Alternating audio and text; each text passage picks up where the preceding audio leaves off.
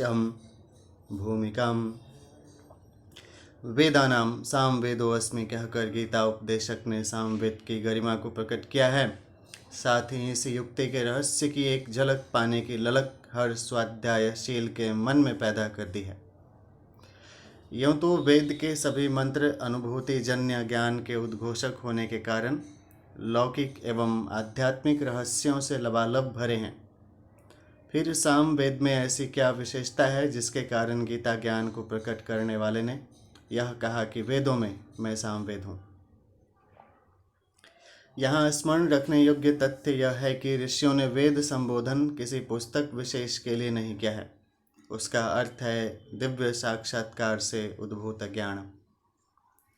इस आधार पर वेद कोई पुस्तक नहीं, ज्ञान की एक विशिष्ट परिष्कृत धारा है। तो सामवेद को भी मंत्रों का एक संग्रह न कहकर ज्ञान की अभिव्यक्ति या उपयोग की एक विशिष्ट विधा ही कहा जा सकता है। इस दृष्टि से वेदानाम सामवेदोऽस्मि का भाव यह निकलता है कि वेद की सामधारा या विद्या को समझ लेने से मुझे परमात्मा चेतन को भी समझा जा सकता है। यहाँ ज्ञान के साथ भावना के संयोग का महत्व समझाया गया है। यह सत्य है कि ज्ञान दृष्टि से इष्ट साक्षात्कार किया जा सकता है, किंतु भावना के बिना ज्ञान दृष्टि भी अपूर्ण ही रहती है। यह सत्य है कि भावे ही विद्यते देवः तस्मात् भावो ही कारणम, अर्थात भावना ही देवों का निवास है, अतः उनके साक्षात्कार का मुख्य आधार भावना ही है। किंतु भावना एक उफान है, उसे भटकन से बचाकर दिशाबद्ध तो ज्ञान ही विवेक ही करता है। इसलिए ज्ञान एवं भावना का युग्म ही इस साक्षात्कार का सुनिश्चित आधार बनता है। संत तुलसीदास ने इसलिए श्रद्धा एवं विश्वास के रूप में भवानी शंकर की वंदना करते हुए कहा है कि इनके योग के बिना सिद्ध पुरुष भी अपने अंतःकरण में विराजमान इस तत्व का साक्षात्कार नहीं कर पाते। भवानी शंकरो वंदे श्रद्धा विश्वास रूपिणों याभ्याम विना न पश्यन्तिम सिद्धा स्वान्तस्थमीश्वरम, मानस में कहा है। ज्ञान की परिपक्वता से विश्वास उपजता है तथा भावना की परिपक्वता श्रद्धा है। ज्ञान और भावना के संयोग से इष्ट से साक्षात्कार संभव है, यह तथ्य निर्विवाद है। सत्य से ईश्वर का बोध हो सकता है। यह मानने वाले अगले चरण में यह भी अनुभव करते हैं कि सत्य ही ईश्वर है। इसी तरह यह अनुभवगम्य है कि परिष्कृत ज्ञान और उत्कृष्टतम भावना का संयोग ईश्वरत्व ही है। वेद है ज्ञान, साम है ज्ञान। ज्ञान का सीधा संबंध भाव संवेदना से है। अनुभूति की अभिव्यक्ति में शब्दों की सामर्थ्य छोटी पड़ जाती है।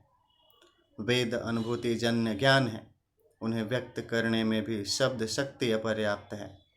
ऋषि ने अनुभूति जन्य ज्ञान को शब्दों में व्यक्त करने का प्रयास किया, किंतु जब देखा कि पूरे प्रयास के बाद भी अभिव्यक्ति अनुभूति के स्तर के नहीं बन सकी, तो उसने ईमानदारी से कह दिया कि नेति नेति, यह बात पूरी नहीं हो सकती। शब्दों द्वारा अभिव्यक्ति की तीन धाराएं हैं, गद्य, पद्य एवं गान। ज्ञान की किसी भी धारा को इन्हीं माध्यमों से व्यक्त किया जाता रहा है। कोई भी देश काल हो, अभिव्यक्ति के माध्यम तो यही है। वेद का ज्ञान का मूल स्रोत ऋषियों ने ईश्वर को ही माना है। ज्ञान की सार्थकता पूर्णता तभी है जब वह पुनः अपने उद्गम तक जा पहुँचे। ईश्वर तक पहुँचने के लिए उसे भावना का योग चाहिए। भाषा को भावपूर्ण बनाने के प्रयास में ही मंत्र बने। गद्य की अपेक्षा पद्य में भाव संयोग एवं उभार की क्षमता अधिक पाई गई। पद्य को भी जब ज्ञान विद्या से जोड़ा गया तो भावना का प्रवाह अधिक पूर्णता से खुला। इसी तथ्य को सभी जानते हैं। जब वेद के पद्यबद्ध मंत्रों को ज्ञान विद्या से अनुप्राणित किया गया तो सामवेद बन गया। मानवीय क्षमता के अंतर्गत ज्ञान और भावना का सर्वोत्कृष्ट संयोग होने से इसे सर्वश्रेष्ठ प्रयोग कहना सब प्रकार युक्त संगत है। ओम अगण्य नमः। भाव विज्ञान एवं ज्ञान विद्या। सृष्टि क्या है? श्रीजाता की आत्माभिव्यक्ति ही तो है। भावमय परमात्मा द्वारा रची गई यह सृष्टि भी भावमय ही है। अंतरंग जीवन हो या बहिरंग, हम उसमें अपनी भावनाओं को ही प्रतिबिंबित या प्रतिफलित होते देखते हैं। मन की कल्पनाओं, बुद्धि के विचारों और कर्म की हलचलों के ताने बाने भावनाओं के आधार पर ही बनते बदलते रहते हैं। तरंगे चुंबक की हो या विद्युत की, वे अपना चक्र सर्किट पूरा करती है। भाव तरंगों के साथ भी ऐसा ही होता है।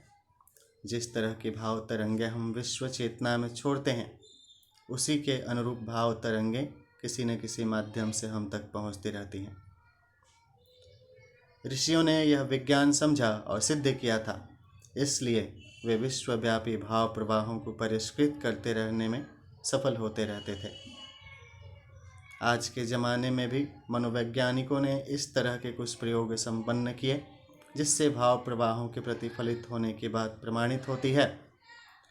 उदाहरण के लिए, एक प्रयोग के दौरान मनोविद लॉरेंस डी वैलेस ने तनाव, आशंका, भयजनित पीड़ाओं से ग्रस्त कुछ ऐसे व्यक्तियों को लिया जिनका संसार दुख से भरा था। उन्हें सामूहिक रूप से इस भाव में विभोर होने को कहा गया। समूची सृष्टि शांति, प्रेम व आनंद की तरंगों से भरी है। ये तरंगें स्वयं में समा रही हैं और व्यक्तित्व को इन्हीं भावों से भर रही हैं। धीरे धीरे स्वयं के अस्तित्व के रोम रोम से यही भाव निकलकर सारे समाज में फैल रहे हैं। इन भावों की गहराई में स्वयं को समाहित करने में शुरुआत में थोड़ी कठिनाई हुई। ईर्ष्या, द्वेष की विक्षुब्धता एवं मन के बिखराव ने बाधा डाली, किंतु 3-4 दिनों में सभी को इसमें रस आने लगा। स्वयं में परिवर्तन की भी अनुभूति हुई। इस प्रयोग में लिए गए 50 व्यक्तियों ने धीरे धीरे जीवन रस को अनुभव किया। जिसे जिंदगी से वे निराश हो गए थे, उसमें अमृत रस वर्षण की अनुभूति हुई। लॉरेंस डी वैलेस ने अपने इन्हीं प्रयोगों की श्रृंखला में एक और प्रयोग किया। इसमें समूह के स्थान पर व्यक्ति का चयन किया गया। ऐसे व्यक्ति जो किसी व्यक्ति विशेष से आशंकित अथवा भयग्रस्त थे, इनसे उपयुक्त भाव में तल्लीन होने के साथ यह निर्देश दिया गया कि स्वयं के अस्तित्व से विकसित होकर ये भाव उस व्यक्ति विशेष में प्रवेश कर रहे हैं। उसका व्यक्तित्व घृणा, विद्वेष के स्थान पर शांति, प्रेम, आनंद से भर रहा है। इस प्रयोग के परिणाम उन्हें प्रयोग में लिए गए व्यक्तियों के मन की समर्थता के क्रम में प्राप्त हुए। जिस व्यक्ति का मन जितना अधिक समर्थ था, उसने उतनी ही गहनता से इन भावों को संप्रेषित किया।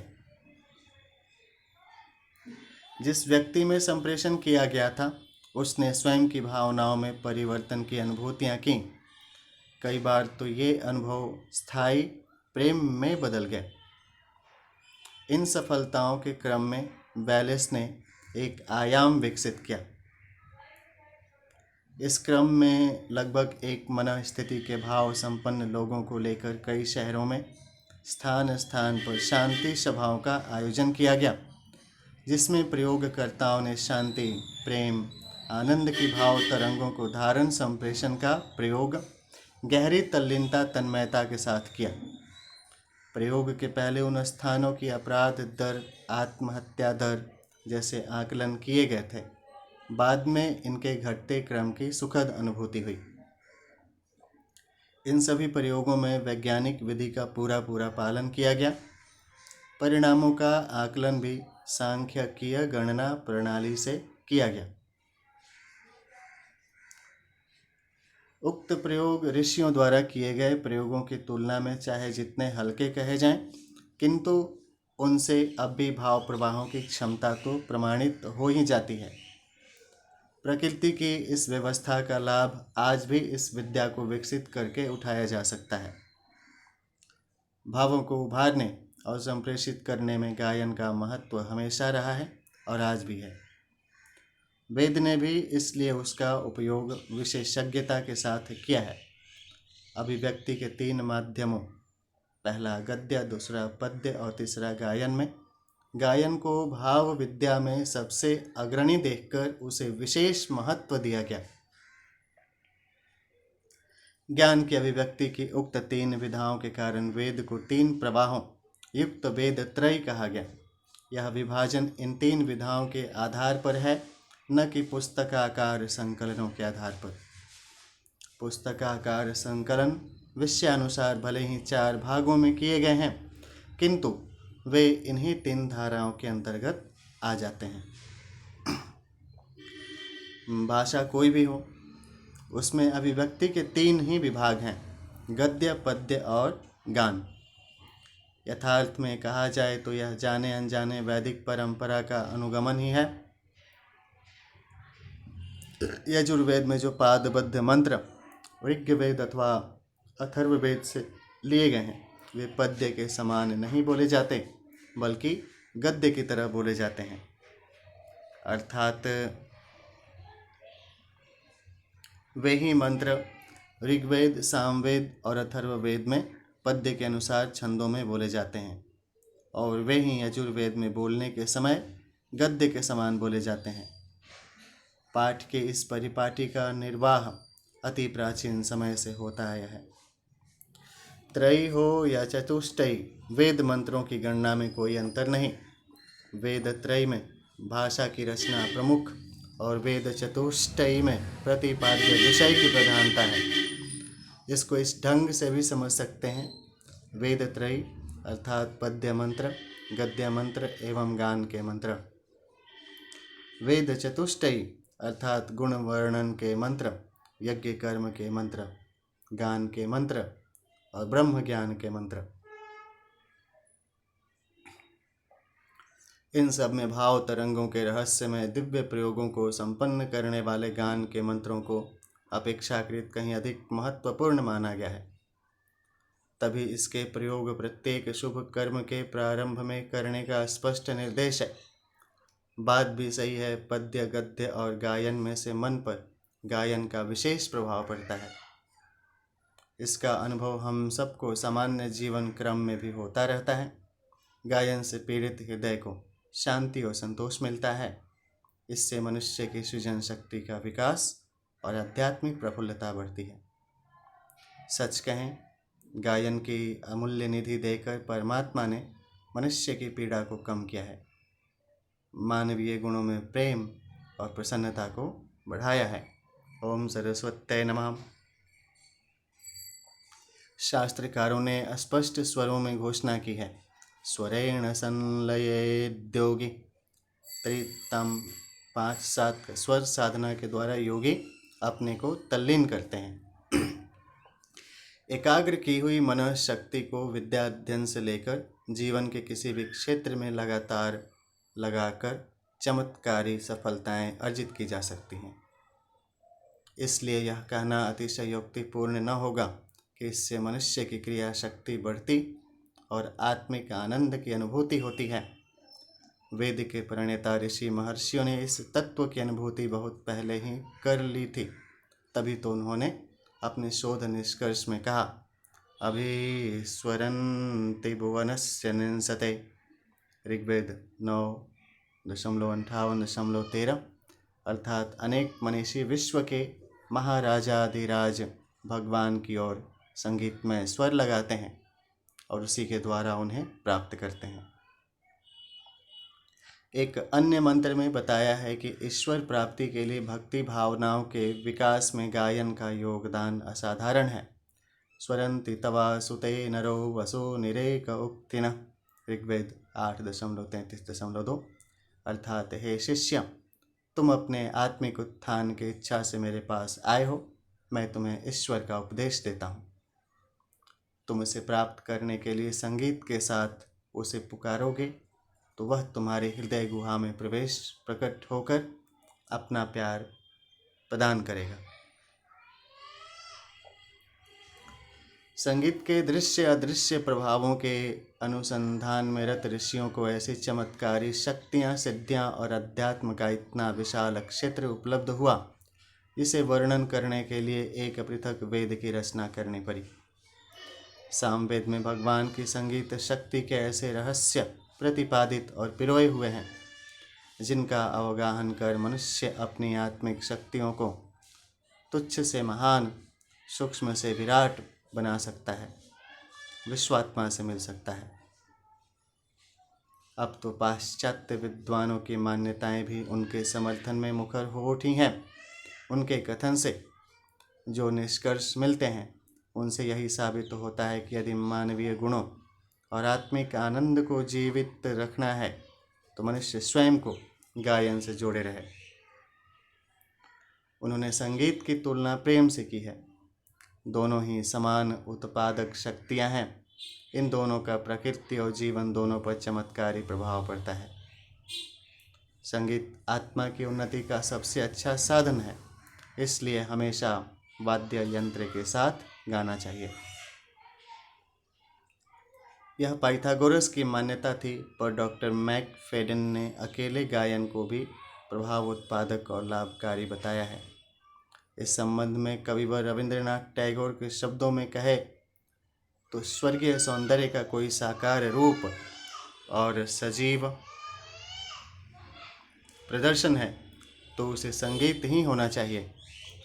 अलग अलग प्रकार की सम्मतियाँ वस्तुतः अपनी अपनी तरह की विशेष अनुभूतियाँ हैं, अन्यथा गायन में शरीर, मन व आत्मा तीनों को बलवान बनाने वाले तत्व परिपूर्ण मात्रा में विद्यमान हैं।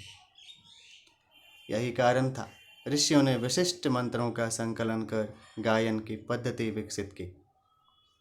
आधुनिक विद्वान भी इस तथ्य को स्वीकार करने लगे हैं कि समस्त स्वर, ताल, लय, छंद, गति, मंत्र, स्वर चिकित्सा, राग, नृत्य, मुद्रा, भाव आदि सामवेद से ही निकले हैं।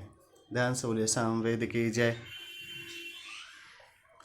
संगीत रत्नाकार में इस तथ्य की ओर संकेत करते हुए नाद को 22 श्रुतियों में विभक्त किया गया है। ये श्रुतियाँ कान से अनुभव की जाने वाली विशिष्ट शक्ति तरंगे हैं। इसका प्रभाव मानवीय काया और चेतना पर होता है।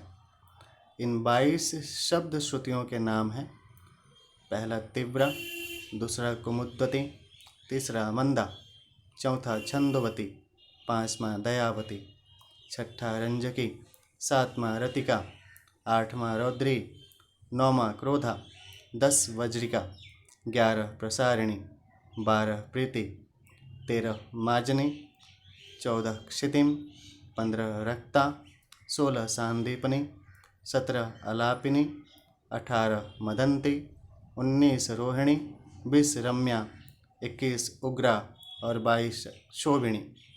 ये 22 ध्वनि शक्तियाँ ही सप्त स्वरों के रूप में संबद्ध हैं। यह विभाजन इस प्रकार है: षडज स, तीव्रा कुमुद्वती, मंदा छंदोवती, ऋषभ रे, दयावती, रंजनी, रतिका, गांधार ग, रौद्री, क्रोधा, मध्यम म, वज्रिका, प्रसारिणी, प्रीति, मार्जनी, पंचम प, क्षिति, रक्ता, सांदीपनी, अलापिनी, दैवत ध, मदंती, रोहिणी, रम्या, निषाद नि, उग्रा, क्षोभिणी। इन 22 श्रुतियों को गायन के द्वारा उत्पन्न होने वाले भौतिक एवं चेतनात्मक प्रभाव ही समझना चाहिए। औषधियाँ जिस प्रकार मूल द्रव्यों के रासायनिक सम्मिश्रण से उत्पन्न होने वाले अतिरिक्त प्रभाव के कारण विभिन्न रोगों पर अपना प्रभाव डालती हैं, उसी प्रकार इन 22 शक्तियों का, उनके सम्मिश्रण का वस्तुओं तथा प्राणियों पर प्रभाव पड़ता है। इस सारी शोध का मूल स्तोत्र सामवेद ही है। वैदिक काल में इस रहस्यमय विज्ञान के ज्ञाता मंत्र गायन, भाव मुद्राओं के और रसानुभूतियों के आधार पर अपने अंतराल में दबी हुई शक्तियों को जगाते थे और संपर्क में आने वाले प्राणी मात्र की व्यथा वेदना हरते थे। जड़ चेतन प्रकृति को प्रभावित करके वे अवांछनीय परिस्थितियों को बदलकर अनुकूल वातावरण उत्पन्न करने में चमत्कारी सफलता प्राप्त करते थे। ध्यान से बोलिए सामवेद की जय। पाश्चात्य वैज्ञानिकों के शोध निष्कर्ष हैं। ऋषियों द्वारा निर्धारित सूत्रों को वर्तमान प्रयोगों में खरा उतरते देखकर आधुनिक वैज्ञानिक सुखद आश्चर्य से भर उठते हैं। पीटर्सबर्ग की एक कंपनी अल्कोवा के डायरेक्टर राल्फ लॉरेंस हॉय और उनकी पत्नी ने पहली बार अपने संगीत प्रयोग उस महिला पर किए जो रुधिर नाड़ियों की किसी भयंकर बीमारी से पीड़ित रोगशैया पर पड़ी मौत की राह देख रही थी। पति पत्नी उसके पास गए। पति ने वायलिन उठाया, पत्नी ने पियानो पर संगति दी। धीरे धीरे संगीत लहरियां उस क्रंदन भरे कमरे में गूंजने लगीं। रोगिणी को ऐसा लगा जैसे कष्ट पीड़ित अंगों पर कोई हल्की हल्की मालिश कर रहा हो। मंत्र मुग्ध की तरह वे उन स्वर लहरियों का आनंद लेती रहीं और उसी में आत्मविभोर हो सो गईं। जगने पर उन्होंने अपने मन में विलक्षण शांति और विश्राम की अनुभूति की। उन्हें रोग में बड़ा आराम मिला। उससे प्रभावित होकर पति पत्नी ने कई तरह के टेप तैयार कराकर उस महिला को भिजवाए। टेप पाकर तो जैसे उसे अमृत पाने का अनुभव हुआ। वह नियमित रूप से उन्हें सुना करती थी। जब स्वर समाप्त होते तो लगता शरीर के रोगी परमाणु शरीर से निकल गए हैं और वह हल्कापन अनुभव कर रही हैं। कुछ दिनों में वह पूर्ण स्वस्थ हो गई। राल्फ लॉरेंस की इस घटना से इतने प्रभावित हुए कि उन्होंने रोगियों के लिए संगीत चिकित्सा की एक विद्या ही खोल दी। R for R recording for लैंग्वेजेशन रिस्पॉन्स एंड रिकवरी नाम से यह प्रतिष्ठान आज सारे अमेरिका और यूरोप में छाया हुआ है। इंग्लैंड के डॉक्टर मिड और अमेरिका के एडवर्ड पोडी लास्की ने अपने लंबे शोध का निष्कर्ष यह बताया कि संगीत से नाड़ी संस्थान में एक विशेष प्रकार की उत्तेजना उत्पन्न होती है, जिसके सहारे शरीरगत मल विसर्जन की शिथिलता दूर होती है। मलमूत्र, स्वेद, कफ आदि मल जब मंद गति से रुक रुक कर निकलते हैं तो ही विभिन्न प्रकार के रोग उत्पन्न होते हैं। मलों का विसर्जन ठीक तरह से होने से रोग की संभावनाएं ही समाप्त हो जाती हैं। डॉक्टर वाल्टर एच वॉल्से के अनुसार जुकाम, पीलिया, अपच, यकृत शोथ, रक्तचाप जैसे रोगों की स्थिति में शास्त्रीय गायन का अच्छा प्रभाव पड़ता है। जर्मनी के मनोरोग चिकित्सक डॉक्टर वाल्टर क्यूग के अनुसार मनोविकारों के निवारण में संगीत को सफल उपचार के रूप में प्रयुक्त किया जा सकता है। गायन वादन का प्रभाव मनुष्यों तक ही सीमित नहीं है, वरन उसे पशु पक्षी भी उसी चाव से पसंद करते और प्रभावित होते हैं। संगीत सुनकर प्रसन्नता व्यक्त करना और उसका आनंद लेने के लिए ठहरे रहना यह सिद्ध करता है कि उन्हें रुचिकर और उपयोगी प्रतीत होता है। मनुष्येतर प्राणियों की जन्मजात प्रवृत्ति यही होती है कि उनकी स्वाभाविक पसंदगी उनके लिए लाभदायक ही सिद्ध होती है। पशु मनोवैज्ञानिक डॉक्टर जॉर्ज केर विल्स ने छोटे जीव जंतुओं की शारीरिक और मानसिक स्थिति पर पड़ने वाले प्रभावों का लंबे समय तक अध्ययन किया है। घर में बजने वाले पियानो की आवाज़ सुनकर चूहों को अपने बिलों में शांतिपूर्वक पड़े हुए उन्होंने कितनी ही बार देखा है। बेहिसाब उछल कूद करने वाली चूहों की चंडाल चौकड़ी मधुर वाद्य यंत्र सुनकर किस प्रकार मुग्ध होकर चुप हो जाती है, यह देखते ही बनता है। दुधारू पशु को दूहते समय यदि संगीत की ध्वनि होती रहे तो वे अपेक्षाकृत अधिक दूध देते हैं। घरेलू कुत्ते संगीत को ध्यानपूर्वक सुनते और प्रसन्नता व्यक्त करते पाए जाते हैं। वन विशेषज्ञ जॉर्ज वेस्हे ने अफ्रीका के कॉन्गो देश में चिंपांजी तथा गोरिल्ला वन मानुष को संगीत के प्रति सहज ही आकर्षित होने वाली प्रकृति का पाया। उन्होंने इन वानरों से संपर्क बढ़ाने में मधुर ध्वनि वाले टेप रिकॉर्डरों का प्रयोग किया और उनमें से कितनों को ही पालतू जैसी स्थिति का अभ्यस्त बनाया। नॉर्वे के विज्ञानी डॉक्टर हडसन ने शहद की मक्खियों को अधिक मात्रा में शहद उत्पन्न करने के लिए संगीत को अच्छा उपाय सिद्ध किया है। अन्य कीड़ों पर भी वाद्य यंत्र के भले बुरे प्रभावों का उन्होंने विस्तृत अध्ययन किया और पाया कि छोटे छोटे कीड़े भी संगीत से प्रभावित हुए बिना नहीं रहते। कटक और दिल्ली के कृषि अनुसंधान केंद्रों में भी ऐसे प्रयोग और परीक्षण हुए हैं और यह देखा गया है कि संगीत के प्रभाव से जीव जंतुओं की भांति पौधे भी मुक्त नहीं हैं। कोयम्बटूर के सरकारी कॉलेज में इस तरह के परीक्षण संपन्न हुए हैं। विदेशों में हुए अनुसंधानों से भी यह पता चलता है कि राग और रागिनियों का प्रभाव गन्ना, धान, शकरकंद, नारियल आदि पर भी पड़ता है। कृषि विज्ञानी डॉक्टर टी.एन. सिंह ने 10 वर्ष तक एक बाग को 2 हिस्सों में बांटकर एक परीक्षण किया। एक हिस्से के पौधों को कुछ टेला पुनैया वायलिन बजाकर गीत सुनाती, दूसरे को खाद, पानी, धूप की सुविधाएं तो समान रूप से दी गईं, किंतु उन्हें स्वर माधुर्य से वंचित रखकर दोनों का तुलनात्मक अध्ययन किया। जिस भाग को संगीत सुनने को मिला, उनके फूल पौधे सीधे, घने, अधिक फूल फलदार, सुंदर हुए। उनके फूल अधिक दिन तक रहे और बीज निर्माण द्रुत गति से हुआ। डॉक्टर सिंह ने बताया कि वृक्षों में प्रोटोप्लाजा गड्ढे भरे द्रव्य की तरह उथल पुथल की स्थिति में रहता है। संगीत की तरंगें उसमें लहरें उत्पन्न करके प्रभाविकता में बढ़ोतरी करती हैं। संगीत का इतना व्यापक प्रभाव चर अचर प्रकृति पर क्यों होता है? इस प्रश्न का सही उत्तर वे योगी दे पाते हैं जिन्होंने समाधि की गहराई में उतरकर यह अनुभव किया है कि यह सृष्टि लयबद्ध संगीतमय है।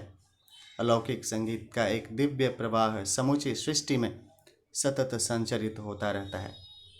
इसे अनहद या अनहद नाद के रूप में वर्णित करने का प्रयास भी किया जाता रहा है। ओंकार की ध्वनि प्रणव भी इसी दिव्य संगीत को कहा गया है। इसीलिए शास्त्रों में स्थान स्थान पर प्रणव की महत्ता गाई गई है। गीता में प्रणव सर्ववेदेषु, गीता 7वें अध्याय का 8वां, तथा महाभारत में भी ओंकार सर्ववेदानाम, अश्वमेध पर्व 44.6 कहा गया है। इन उक्तियों से सामवेद का महत्व घटता नहीं बढ़ता ही है। ओंकार का गान और उदगीत समानार्थक हैं। उदगीत को साम का विच्छिन्न अंग माना गया है। छांदोग्योपनिषद 1.1.2 का कथन है, वाच ऋग्रस ऋच सामरस सामन उदगीतो रस, अर्थात वाणी का रस ऋचा है, ऋचा का रस साम है और साम का रस उदगीत है। आगे और भी कहा गया है, सामवेद एव पुष्पम, छांदोग्योपनिषद 3.3.1, वेदों में सामवेद ही पुष्प है। पुष्प छोटा दिखे भले ही, किंतु वह वृक्ष की सार्थकता का प्रतीक माना जाता है। सामगान के माध्यम से मन को सूक्ष्मतर बनाते हुए दिव्य संगीत प्रवाह के साथ संयुक्त करने में ऋषियों ने सफलता प्राप्त की थी। साम को शब्द को ब्रह्म की गायन रूपी मूर्ति कहा जा सकता है। ओम सामवेदाय नमः। कर्पूरगौरं करुणावतारं संसारसारं भुजगेन्द्रहारं सदा वसन्तं हृदयारविन्दो भवं भवानी सहितं नमामि। त्वमेव माता च पिता त्वमेव बन्धो च सखा त्वमेव विद्याद्रविणं त्वमेव सर्वं मम देवदेवं। हरिः ॐ।